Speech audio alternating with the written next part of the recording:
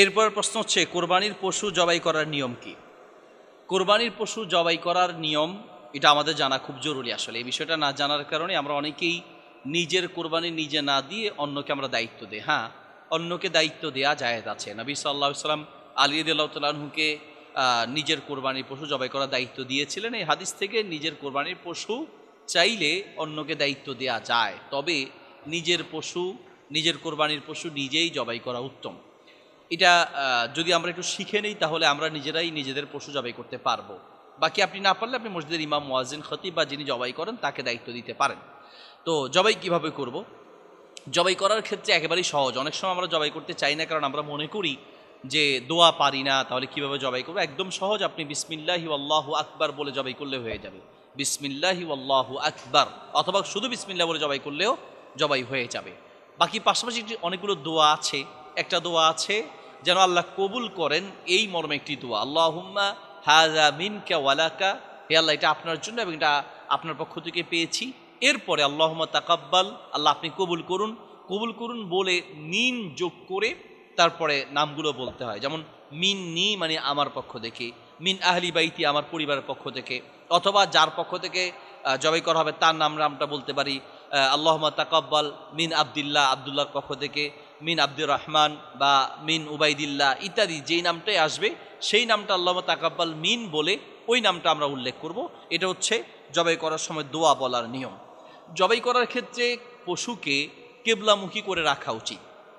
কেবলামুখী করতে যদি একান্ত পারা না যায়, খুব শক্তিশালী পশু, কেবলামুখী করতে গেলে ছুটে যেতে পারে, তাহলে অন্যমুখী করে জবাই করলে অসুবিধা নেই। তবে কেবলামুখী করে জবাই করাটা মুস্তাহাব বা উত্তম। কোরবানির পশু জবাই করার সময় এক পশুর সামনে আরেক পশু জবাই করা উচিত না। কোরবানির পশু জবাই করার সময় আগ থেকেই ছুরিটা ধার দিয়ে নেওয়া উচিত, যাতে করে পশুর কষ্ট একটু কম হয়, এবং ধার দেওয়ার সময় পশুর সামনে ধার দেওয়া উচিত না। পাশাপাশি কোরবানির পশু জবাই করার জন্য কণ্ঠনালী, যখন উট হবে, উটকে দাঁড় করানো অবস্থায় কণ্ঠনালীতে খোঁচা দিলে তার রক্ত পড়ে যায়, সেটা নিজে নিজেই মাটিতে পড়ে যায়। দাঁড় করানো অবস্থায় এটাকে নহর বলে।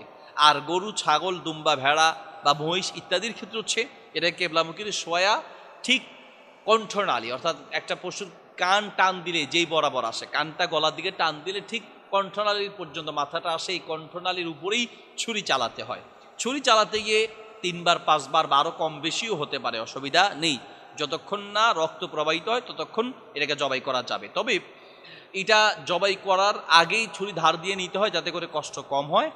আর জবাই করার পরে রক্ত যখন প্রবাহিত হবে, তার কণ্ঠনালী কেটে গেলে একটু সময় নিয়ে সেটা নিস্তেজ হয়ে যাবে বা তার প্রাণ বের হয়ে যাবে।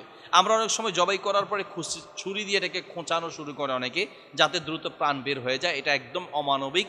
ছুরি দিয়ে জবাই করার পর এটাকে ছেড়ে দিতে হবে, আস্তে রক্ত প্রবাহিত হলে সেটা এমনিতেই পড়ে যাবে।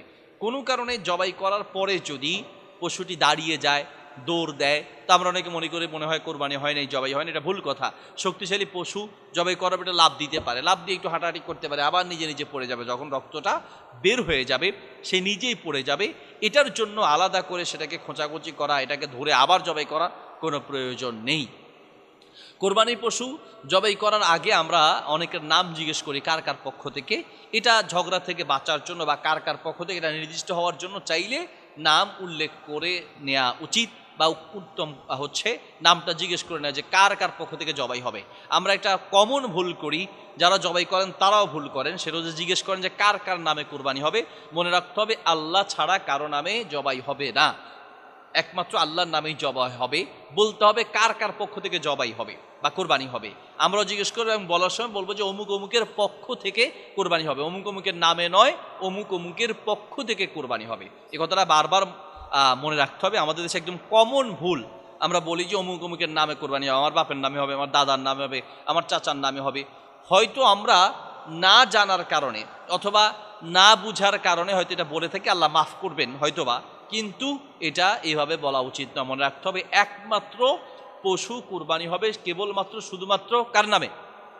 আল্লাহর নামে কোরবানি হবে, আল্লাহ ছাড়া আর কারো নামে কোরবানি হবে না। এরপরই কোরবানির পশু জবাই করার পরে যখন সে নিস্তেজ হয়ে যাবে, প্রাণ বের হয়ে যাবে, তারপরে আমরা রশি যেগুলো বাঁধা আছে সেগুলো কাটবো, চামড়া আস্তে আস্তে কাটবো, একটু সময় দেওয়ার চেষ্টা করব। চাইলে নিজের পশু নিজে কোরবানি করা যায়, মহিলারাও চাইলে পশু জবাই দিতে পারে। আমরা অনেকে মনে করি যে না, মহিলারা জবাই দিতে পারে না। যদি মহিলাদের সাহসে কুলায় অথবা শক্তি থাকে, অনেক সময় মহিলাদের পক্ষ থেকে জবাই করলেও মহিলাদের পক্ষ থেকে কোরবানি করলেও মহিলারা জবাই করার জন্য আমরা সুযোগ দেই না, কারণ তারা মন নরম, হয়তো বা হাড় দুর্বল, ভয় পেতে পারে, অথবা হচ্ছে রক্ত দেখে সে ভয় পেয়ে যেতে পারে, এই জন্য হয়তো অন্য কেউ দায়িত্ব নিলেন। কিন্তু কেউ যদি সাহসী হয়, ইচ্ছে করে, তাহলে সে জবাই করতে পারে, অসুবিধা নেই। তো এই একদম সহজ, একেবারে কোনো দোয়া না পারলে শুধুমাত্র বিসমিল্লাহি আল্লাহু আকবার, বিসমিল্লাহি আল্লাহু আকবার বলেই পশু জবাই করা যায়।